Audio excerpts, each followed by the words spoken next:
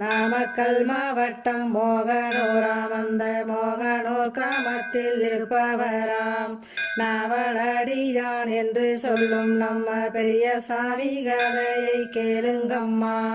அனந்த குலத்தை காப்பவராம் இவர் மணியம் குலத்தையும் காப்பவராம் மன்னர் காலத்திலே ஆண்டவராம் இவர் நாவலடி வாழும் கருப்பணனாம். அவள் மரங்கிலே இருப்பவராம் இவர் நன்மைகள் வளவும் தருபவராம் நாவல் மரங்கிலே இருப்பதாலே இவர் நாவலடியான் என்றழைக்கப்பட்டார்.